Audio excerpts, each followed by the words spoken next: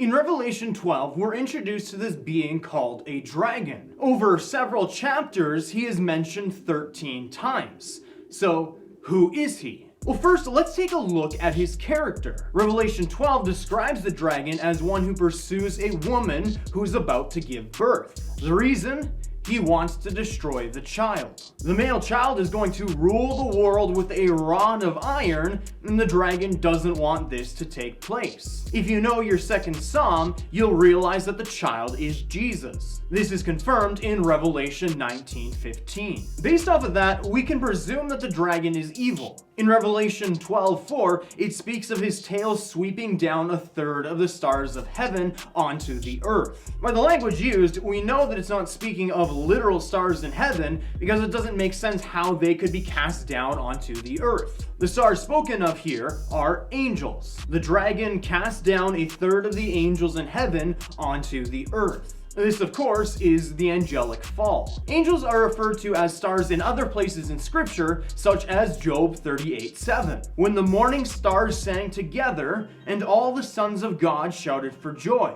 Based off of this, we can presume that the dragon is a fallen angel. And based off of that, you may already have a good idea of who he is. He is, in fact, Satan. Now, we are quite fortunate that on 2 occasions, John tells us that the dragon is Satan. Revelation 12:9, and the great dragon was thrown down, that ancient serpent who is called the devil and Satan, the deceiver of the whole world. And Revelation 20:2, and he sees the dragon, that ancient serpent who is the devil and Satan, and bound him for 1,000 years. Now you might be asking, Aiden, why go through all the trouble of analyzing those 6 verses if only a few verses later we are told who he is? That is a good question. I'm glad you thought of it. Though we are told the answer this time, we aren't always told. For example, Revelation never tells us who the beast is, but it trusts that we have an understanding of Old Testament prophecy to discern that. But how can we know that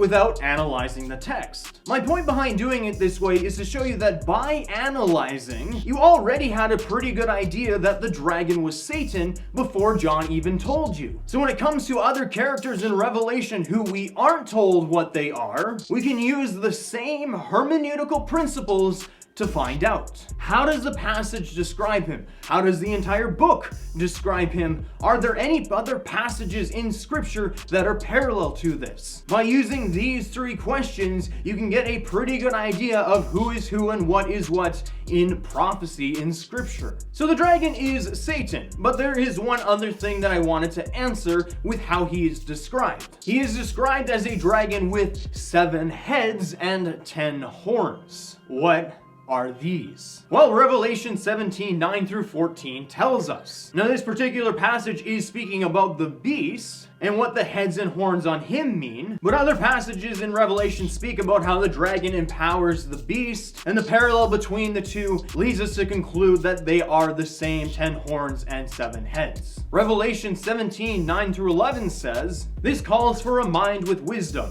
The 7 heads are 7 mountains on which the woman is seated.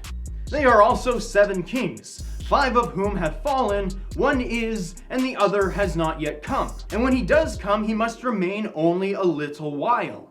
As for the beast that was and is not, it is an 8th, but it belongs to the 7 and goes to destruction." So these 7 heads are 7 kings, or more likely, they're empires. What about the 10 horns? Well, let's continue. "And the 10 horns that you saw are 10 kings who have not yet received royal power. But they are to receive authority as kings for 1 hour together with the beast. These are of one mind, and they hand over their power and authority to the beast.